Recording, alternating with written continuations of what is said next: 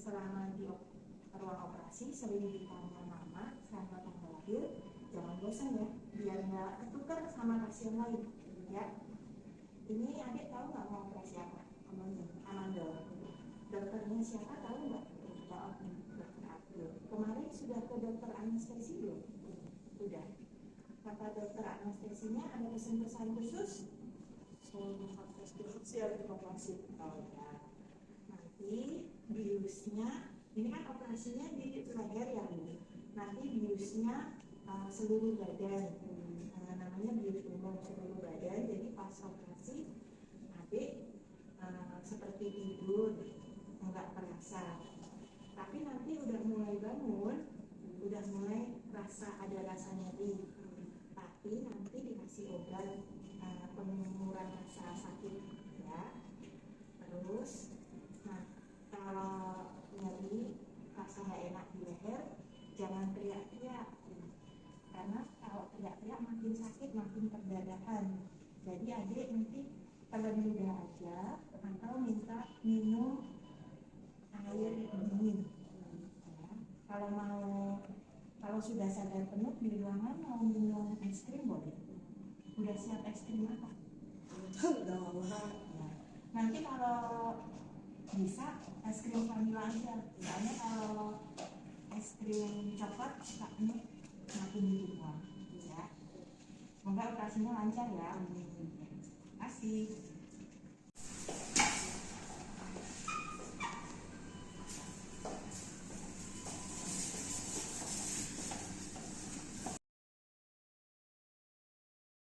Persiapan sebelum kita ke kamar operasi, kita harus mengganti baju kita dengan baju khusus di kamar operasi. Kita siapkan baju, lalu masker yang dari luar walaupun baru kita pakai, kita harus ganti dengan masker yang baru. Lalu ada head cap kalau misalnya tidak pakai kerudung, kalau misalnya memakai kerudung, menggunakan kerudung yang baru yang belum dipakai dari luar. Sebelum kita tindakan operasi, kita memakai apron, lalu menggunakan alas kaki khusus yang harus tertutup atau yang seperti ini. Tahapan-tahapan memakai baju, kita mengganti baju dari luar dengan baju scrub di kamar operasi, lalu kita memakai masker yang baru dan memakai head cap bagi yang tidak menggunakan kerudung. Jika memakai kerudung yang baru. Lalu untuk perawat yang instrumen dan asisten memakai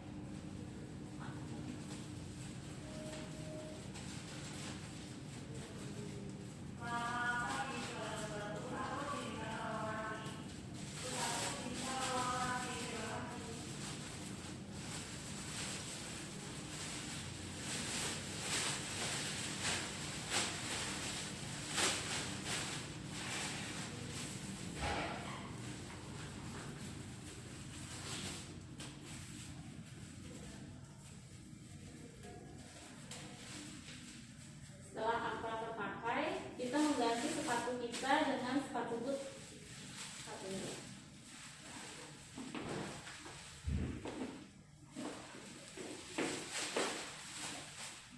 Siap bertugas. Setelah kita memakai APD, maka kami akan mensimulasikan bagaimana cuci tangan bedah. Kita buka tempatnya, kita buang bungkusnya, kita aliri tangan kita. Sebelumnya kita gulung tangan kita, lengan tangan kita dulu ya teman-teman, sampai di atas siku ya. Kemudian kita ambil sabun, kita gosok sampai lengan. Kemudian dengan yang satunya, lalu kita bersihkan kuku-kuku kita.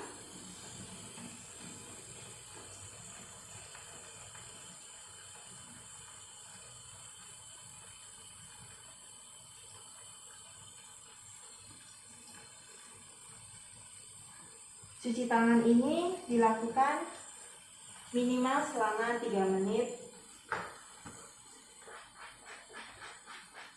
Setelah kita bersihkan dengan congkel tadi, sekarang kita sikat kuku kita.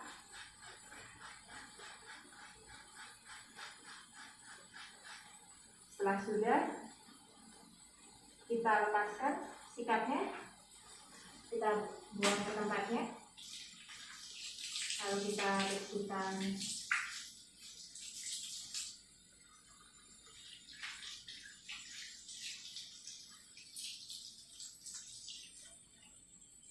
lalu yang kedua, jika masih ada busanya, kita tidak perlu menambah.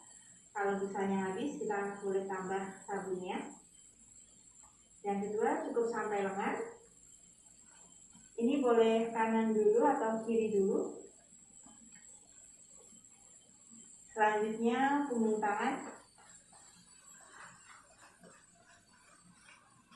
Kemudian telapak tangan. Kemudian jari-jari, 4 jari, ada yang seperti ini.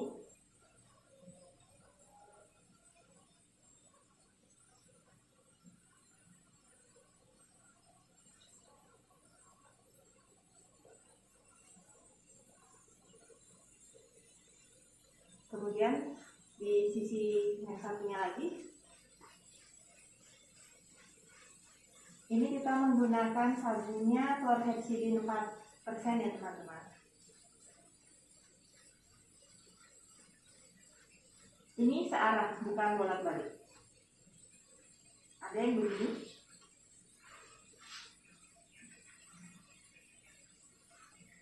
Ini sama saja, asal semua sisinya disapu. Kemudian kita buang,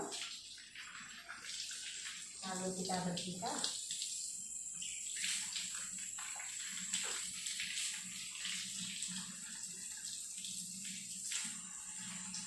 Dan kemudian yang terakhir, kita cuci tangan.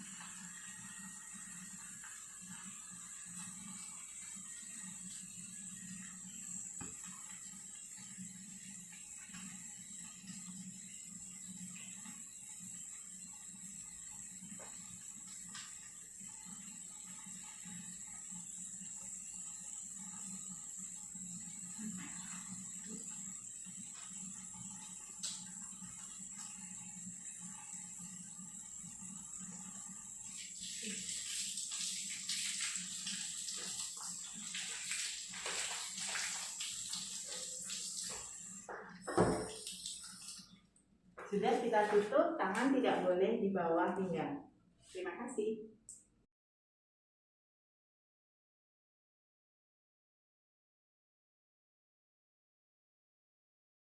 Baik, pada tahapan selanjutnya kami akan melakukan demonstrasi dalam pemakaian jas operasi. Di depan kita saat ini sudah ada beberapa item. Saya akan menjelaskan satu persatu. Pertama, ini adalah jas operasi yang sudah disteril. Jadi ini kondisinya tertutup dan sudah disteril. Kemudian di sini ada jas yang akan digunakan. Ini posisinya juga jasnya sudah steril dan ini jas steril ini bisa menggunakan alas linen yang disteril atau bisa juga menggunakan linen disposable steril. Selanjutnya nanti akan diperagakan oleh teman saya menggunakan bagaimana menggunakan jas operasi. Di sini ada jasnya dan di sini ada sarung tangan steril. Selanjutnya setelah kita cuci tangan, tangan tetap di atas ya teman-teman. Tangan tetap jangan ke bawah. Kalau ke bawah takutnya nanti kita unsteril. Jadi kita sudah memakai apron, sudah memakai sepatu boot, kita menggunakan jas. Sudah mencuci tangan dan kita menggunakan jas. Jasnya sudah terlipat seperti ini. Ini biasanya disiapkan oleh CSSD atau petugas laundry. Ini dalam posisi terbalik, sehingga memudahkan kita untuk memakai.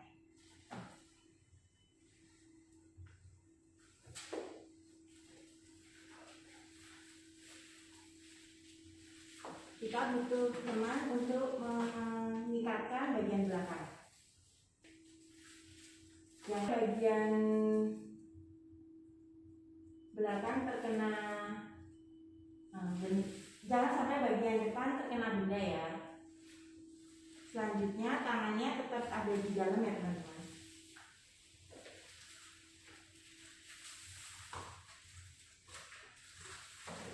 Kita mulai memakai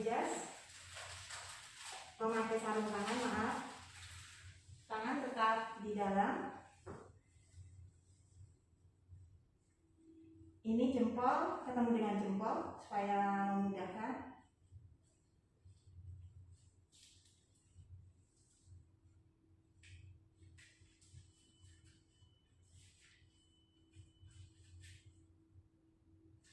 Tetap tangan kita tidak keluar. Nah, langsung masuk. Yang ini juga masih di dalam. Kita pakai tangan yang sudah memakai jas. Ini jempol sarung tangan kita pegang seperti ini. Nah, jempol ketemu jempol juga ya teman-teman.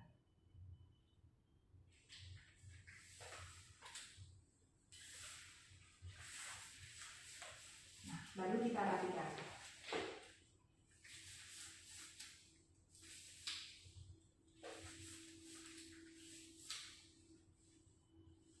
Seperti ini kita siap berbilas.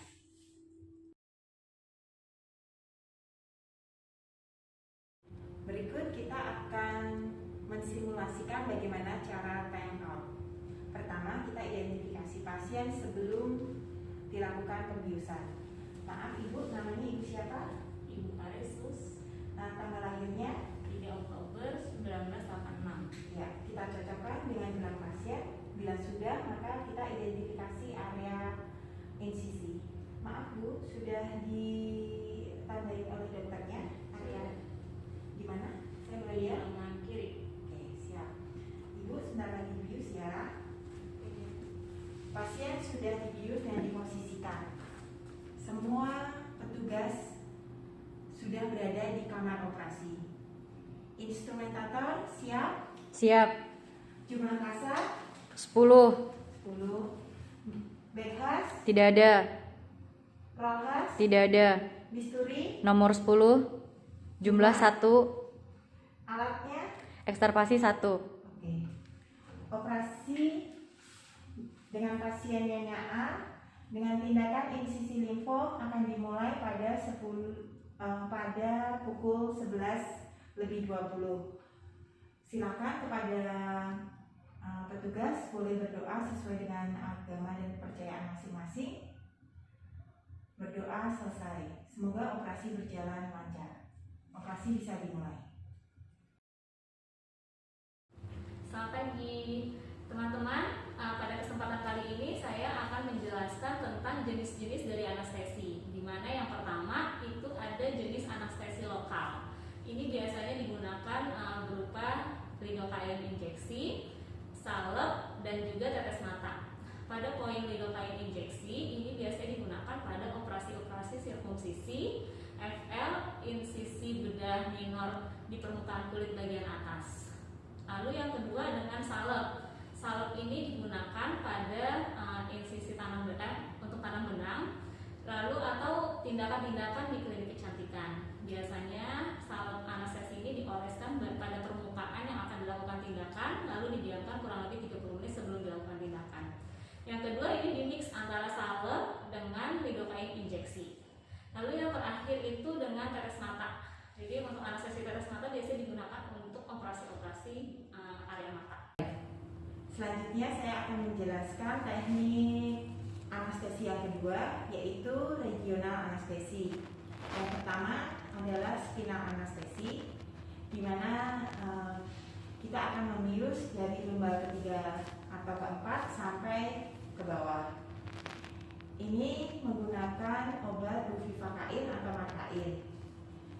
Ini dipakai untuk operasi di bawah pusat seperti operasi APP, hernia, atau pemasangan orif di area pinggang ke bawah. Dan yang selanjutnya adalah anestesi blok. Ini dipakai dengan Obatnya sama, bisa menggunakan buvivakain, bisa menggunakan markain, bisa menggunakan lidokain. Ini untuk operasi misalnya jari tangan, salah satu jari kita operasi, yang kita blok di bagian sini, ujungnya bisa operasi, atau operasi di area sini, maka kita blok dari sini sehingga area lateralnya bisa terasa kebas, atau bisa juga operasi di area ini kita blok di bagian sini. Tapi itu sangat jarang ya teman-teman, karena memang sedikit yang bisa menguasai teknik tersebut. Ini lebih nyaman, tapi ya itu kurang populer. Yang selanjutnya saya akan menjelaskan tentang teknik sedasi. Teknik sedasi ini kita menggunakan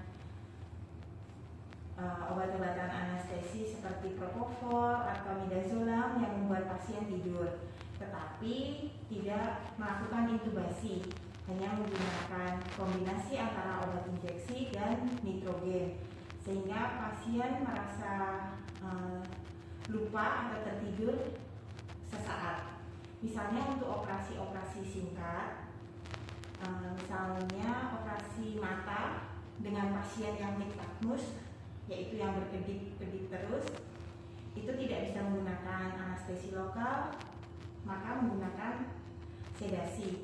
Atau dengan sirkumsisi, di mana anak tidak kooperatif dengan anestesi lokal, maka digunakan teknik anestesi sedasi. Baik teman-teman, kali ini saya akan menjelaskan mengenai jenis anestesi yang ketiga, yaitu general anestesi atau bius umum. General anestesi ini biasanya digunakan dengan pemberian injeksi obat-obatan anestesi seperti midazolam, petidin, atau propofol dan obat-obatan anestesi lainnya, dan juga menggunakan pemberian masker nitrogen, atau bisa juga dikombinasikan menggunakan pemberian obat-obat anestesi dan juga masker nitrogen. Selanjutnya pasien diintubasi menggunakan ETT dan pernapasan dibantu oleh ventilator. Operasi dengan bius total ini atau bius umum ini biasanya digunakan pada pasien-pasien yang memerlukan yang dilakukan tindakan pembedahan bagian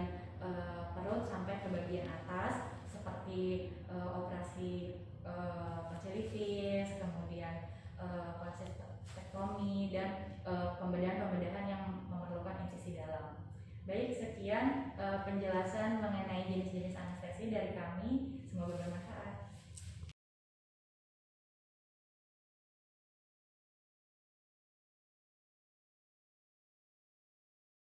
Selanjutnya kami akan menjelaskan tentang posisi-posisi operasi yang perlu disiapkan, meja operasi, kemudian perlak atau pengalas lain yang tidak tembus air.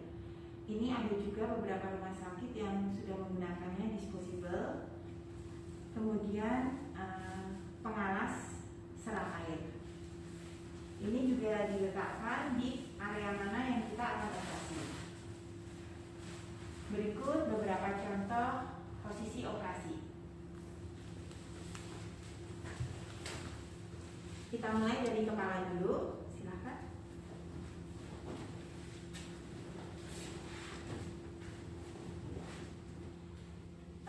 Untuk operasi mata, kita menggunakan posisi supin. Ini juga untuk operasi sesar dan operasi APP, termasuk operasi laparotomi. Untuk operasi ginjal, kita memakai posisi miring. Kalau seperti ini, pasti pasiennya jatuh. Pasiennya agak mundur ke tengah. Kaki yang di bawah ditekuk, kaki yang di atas luruskan, kemudian pasien diletakkan seperti ini. Sebaiknya dipasang pelindung untuk tangan dan pinggang. Tapi untuk meja ini, karena ini meja untuk operasi katarak, jadi mode itu tidak ada. Tapi untuk meja operasi yang lain, untuk posisi menaruh tangan seperti ini, kemudian tangan yang satu lurus seperti ini, ya teman-teman, supaya tidak jatuh dan pasien merasa nyaman. Kalau operasi di pinggang kan di sini, maka pinggang akan terekspos dengan baik. Atau operasi ini juga untuk operasi ganti bonggol. Nah, ini juga bisa terekspos dengan baik. Demikian beberapa yang bisa kami contohkan. Sebenarnya ada banyak posisi operasi, misalnya untuk operasi spade, maka posisinya akan terlungkup seperti ini dengan mengatur meja operasi. Demikian penjelasan dari kami, semoga bermanfaat.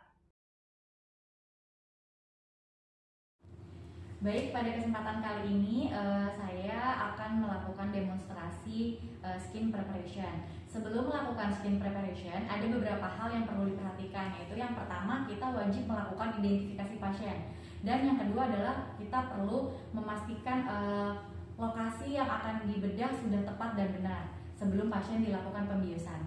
Pada saat ini kita anggap pasien sudah dibius dan sudah sebelumnya dilakukan identifikasi pasien dan dilakukan pemastian untuk tindakan pembedahan. Di sini kami akan melakukan persiapan untuk pembedahan limfoma. Sebelumnya kita akan melakukan desinfektasi pada area yang akan dilakukan pembedahan. Kita siapkan dispenser, kemudian kita siapkan kasa. Selanjutnya kita lakukan desinfektasi.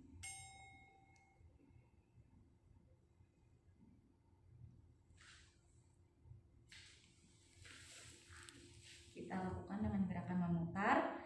Bisa kita lakukan pembersihan kurang lebih selama 3 menit. Tujuannya adalah agar kloreksidin bisa maksimal dalam membunuh kuman-kuman yang ada di area sekitar kulit pembedahan yang akan dilakukan pembedahan.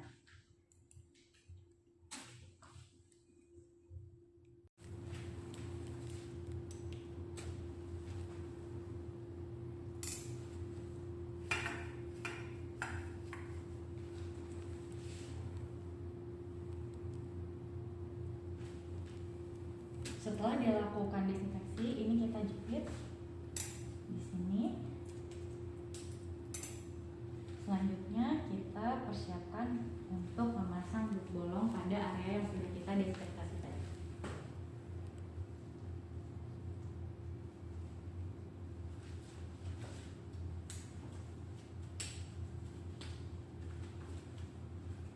Kita sesuaikan pada area yang akan dilakukan pembedahan.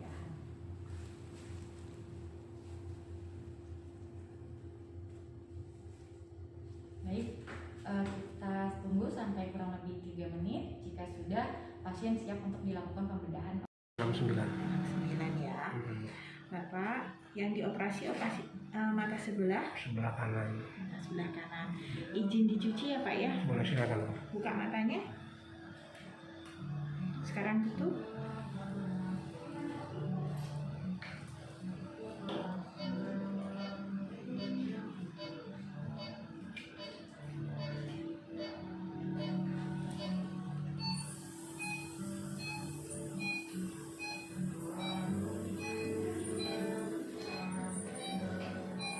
Tadi nggak Pak?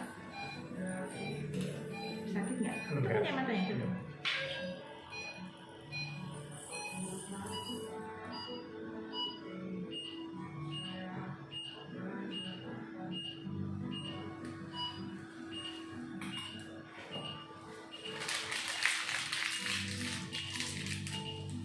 Sekarang matanya dibuka, maaf agak kurang nyaman dipasang alat ya. Nggak apa-apa dong. Terima kasih. Tunggu sebentar ya Pak.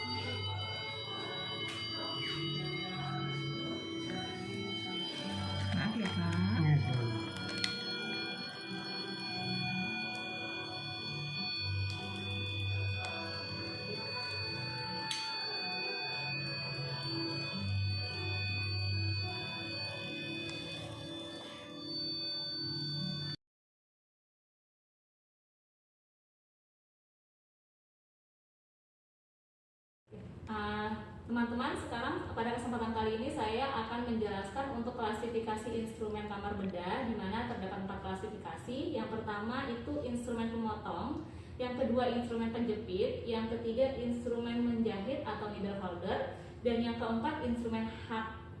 Di sini ya, untuk yang pertama, untuk klasifikasi instrumen pemotong terdiri dari 3. Yang pertama ada scalpel, ini untuk menaruh bisturi atau pisau. Lalu ini ada gunting benang, lalu ada gunting jaringan. Nah, ini untuk yang kedua, untuk klasifikasi penjepit, di mana ini ada duct clamp, ini ada spencer untuk menjepit rahim, lalu ini ada coher, di bedanya di mana ada kail di ujungnya. Ini ada klem lurus, kalau klem lurus tidak ada kailnya yang di depannya.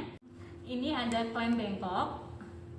Lalu ada prepare ada 2 jenis, di mana prepare 60, ini prepare 60 dan ada satu lagi prepare 90. Lalu ini ada biskop, ini untuk biasanya penjepit pada operasi appendix. Ini ada pinset untuk penjepit juga. Dan yang ketiga ini klasifikasi menjahit atau needle holder. Dan yang terakhir ini klasifikasi hub, ini ada berbagai ukuran. Dan untuk pelengkapnya di sini ada bengkok dan kom kecil. Sekian untuk klasifikasi instrumen alat bedah. Selanjutnya, setelah kita mencuci tangan, memakai jas, kita akan mempersiapkan instrumen. Kita tidak bisa mempersiapkan instrumen sendiri, kita membutuhkan perawat onlock. Sebelumnya kita menyiapkan meja mayo yang sudah dialasin dengan duct, yang sebelumnya diberi lapisan steril yang tidak tembus air, misalnya dengan kertas steril atau plastik steril yang sudah disiapkan. Kali ini kita tidak menggunakan duct mayo, tapi kita memodifikasi dengan duct yang lain. Tapi fungsinya harus kita dapati, yaitu untuk menutup meja mayo ini. Selanjutnya kita membuka set. Kebetulan saat ini set appendix yang sudah dibuka oleh perawat sirkuler tadi atau onlock. Selanjutnya kita menata instrumen. Prinsipnya untuk semua operasi, baik itu dengan instrumen mayor maupun instrumen mikro, itu adalah menata instrumen urut dari yang pertama kali digunakan.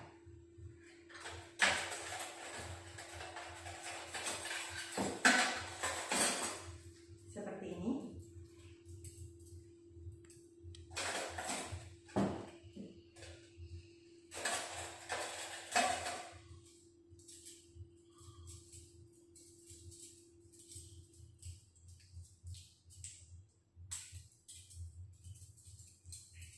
Selain menata, kita juga harus menghitung berapa jumlahnya dan melaporkan kepada perawat sirkuler saat time out.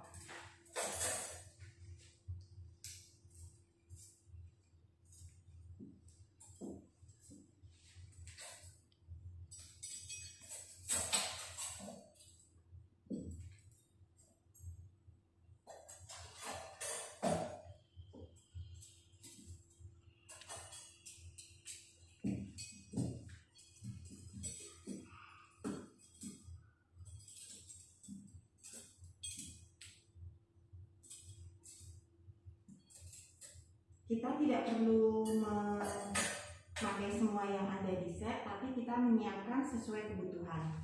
Bisa didekatkan.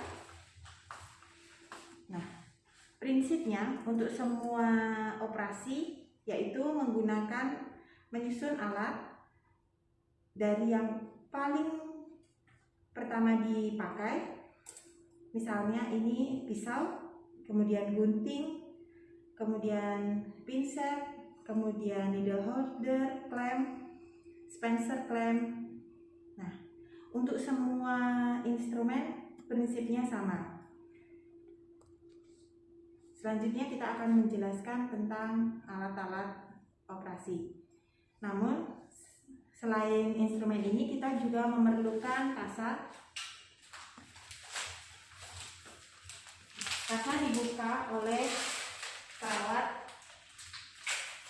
sirkuler. Nah, saat menerima kita menghitung 1, 2, 3, 4, 5, 6, 7, 8, 9, 10. Ini berguna supaya saat menutup luka tadi kita menghitung kembali agar tidak terjadi kesalahan atau tertinggalnya kasa di jaringan tubuh pasien. Selain menghitung kasa, kita juga menghitung berapa jumlah jarum dan berapa jumlah pisau. Itu tidak boleh tertinggal, ya. Selain berapa jumlah instrumen yang kita pakai. Demikian menyusun instrumen kali ini. Baik, untuk pada kesempatan kali ini saya akan melakukan simulasi penggunaan alat kotor. Yang pertama kita persiapan alat dulu. Ini untuk alat kotornya, kita sambungkan alat kotornya pada posisinya, lalu kita nyalakan. Pastikan alatnya dapat berfungsi dengan baik. Di sini ada untuk bagian cardnya. Di sini akan kita atur berapa derajat ininya, kekuatannya. Bisa 60 atau disesuaikan dengan instruksi dokter atau dengan instruksi dari sesuai dengan lokasi operasinya, jenis operasinya. Ini juga kita atur. Bila ini sudah disiapkan sudah pasti, kita tes untuk alatnya. Jika seperti ini, tandanya alat kotor sudah berfungsi dengan baik. Oke. Lalu kita tempelkan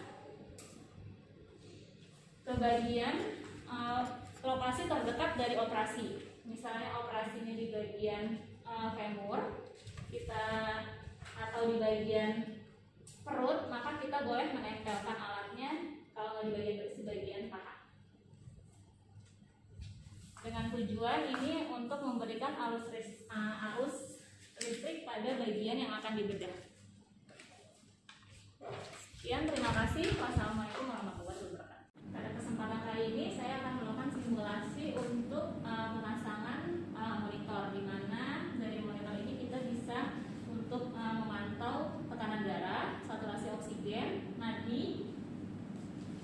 Yang pertama ini bisa buat untuk tensi yang akan kita peragakan untuk tensi dan tekanan darah. Untuk elektrodenya kita skip. Yang pertama, pastikan layar monitornya sudah menyala. Lalu kita pasang untuk tensinya.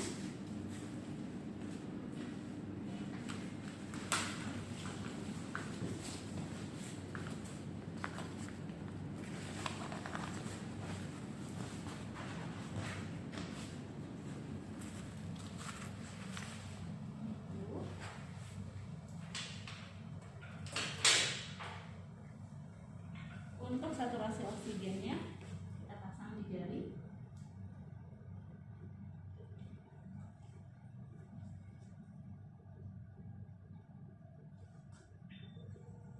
Kita pencet start untuk melakukan pengecekan tekanan darah.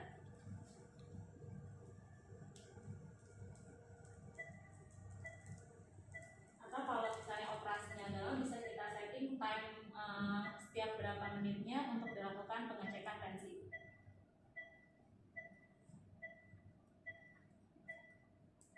Di sini sudah tampil di mana di sini heart rate-nya atau nadinya, di sini ada saturasi oksigennya.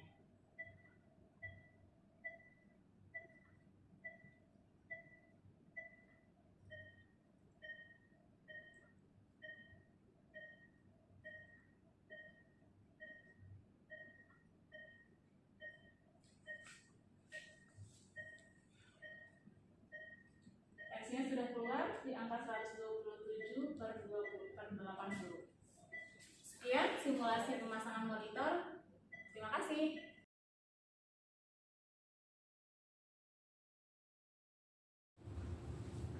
Selanjutnya kami akan mensimulasikan fase sign out. Fase sign out ini dilakukan pada saat pasien sebelum ditutup jaringannya yang sudah dibedah, dan tujuannya adalah untuk memastikan bahwa tidak ada instrumen dan alat medis yang tertinggal di tubuh pasien. Baik, langsung saja kita akan mulai. Perawat sirkuler, hitung kasa. 1, 2, 3, kasa kotor 3. 1, 2, 3, 4, 5, 6, 7.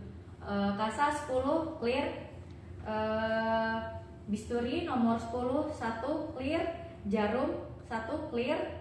Alat ekstravasi lengkap clear. Jumlah perdarahan berapa? Kurang lebih 20 cc, Dok. Pesan proses operasinya ada, Dokter. Jangan sampai basah ya jahitannya nanti. Baik, Dok. Baik, berikut sudah kami lakukan fase sign out. Terima kasih. Setelah selesai operasi, kita akan melepas jas dan glove. Pertama-tama kita minta tolong sirkuler untuk membukakan ikatan baju kita yang ada di punggung. Setelah selesai, kita lepas. Kalau kita masih pakai handscoon, kita pegang glove-nya. Setelah satu selesai, kita buang di sampah infeksius. Untuk baju, kita tarik di bagian punggung.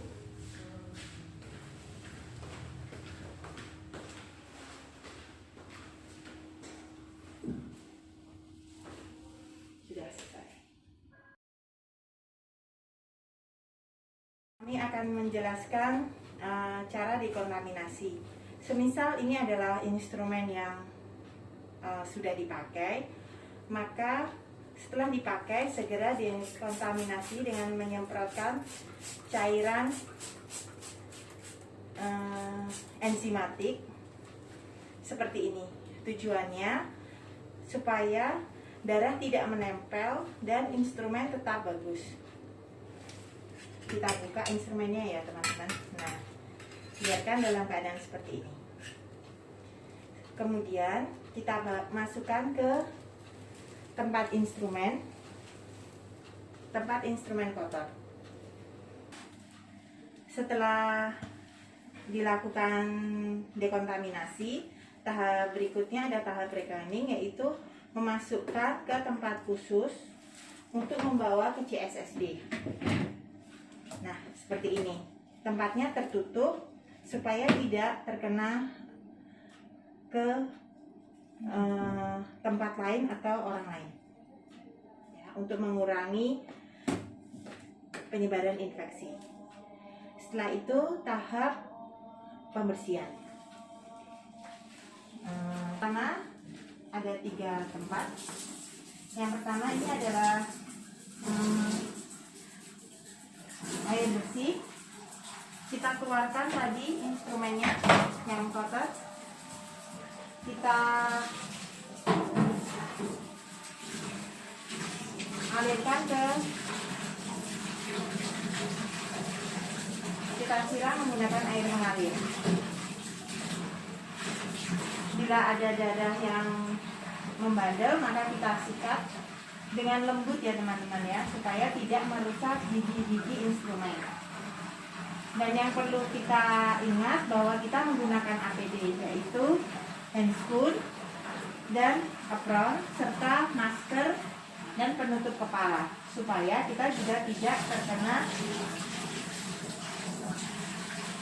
infeksi dari darah yang menempel di instrumen. Setelah sudah,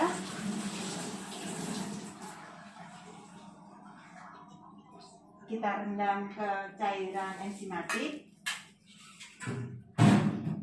Setelah itu kita bersihkan lagi dengan air mengalir.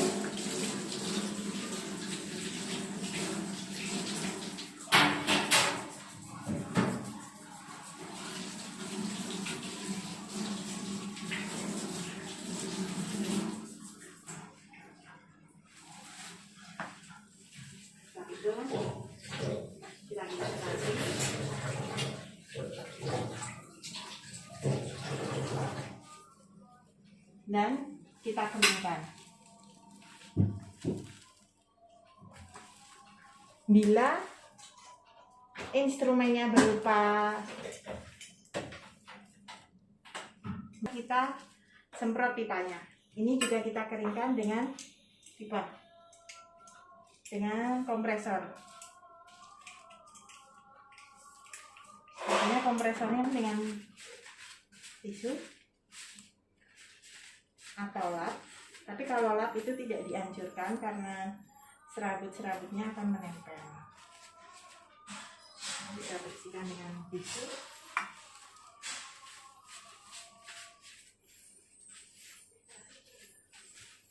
Sampai kering. Kemudian kita akan masuk ke tahap packing. Setelah alat dibersihkan, setelah dicuci, kita memasuki tahap packing.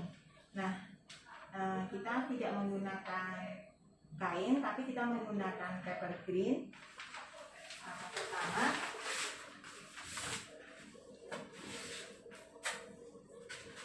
kita taruh instrumen.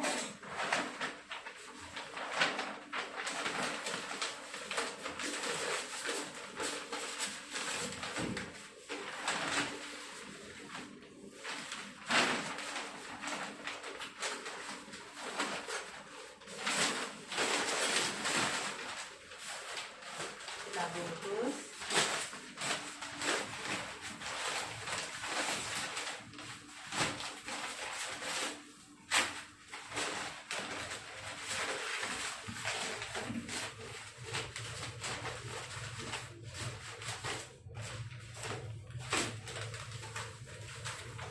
Dua kali ya teman-teman.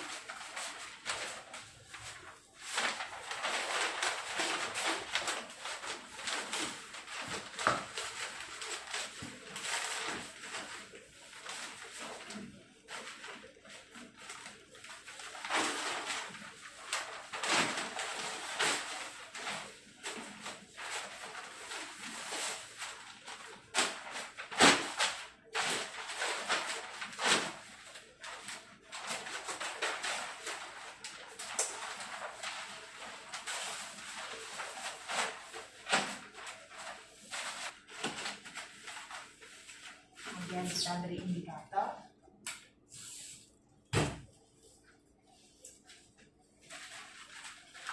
Indikatornya ini ada dua ya, indikator eksternal dan internal.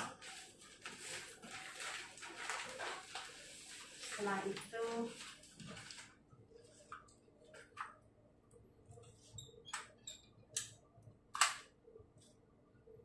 kita beri tanggal expired. Kenapa kita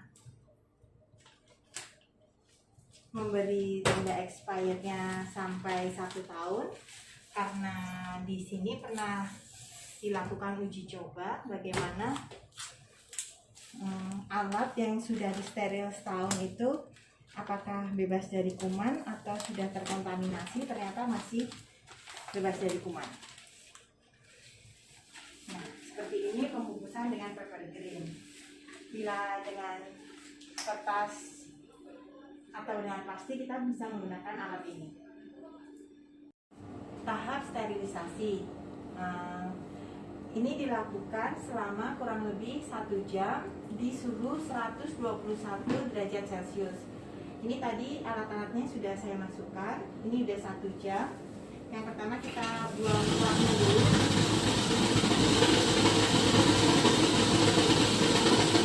Bisa dilihat ini settingan suhunya 121 ya teman-teman. Ini tekanannya.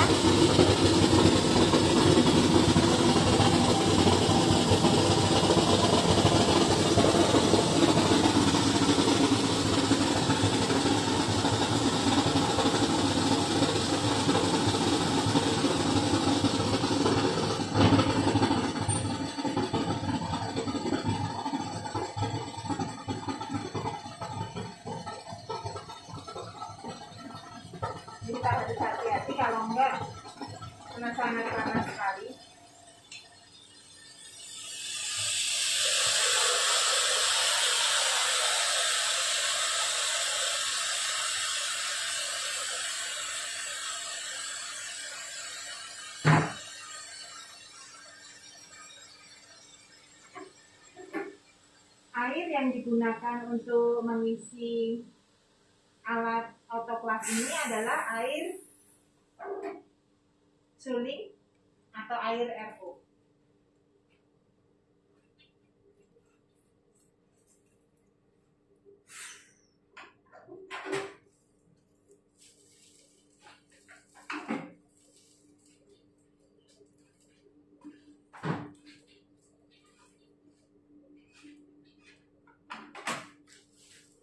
Setelah sudah turun tekanannya dan bisa dibuka, baru kita buka, dan jangan diambil dulu, jangan dipegang, biarkan kering di autoclave. Terima kasih.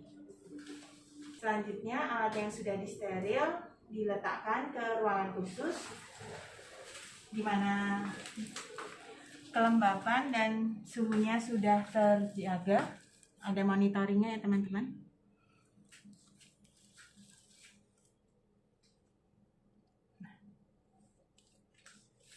Seperti dilihat bahwa ada rak yang tidak menempel di dinding, tidak menempel di lantai, terbuat dari stainless steel, dan atasnya juga tidak menempel ke langit-langit, serta dibagi-bagi sesuai dengan urutan.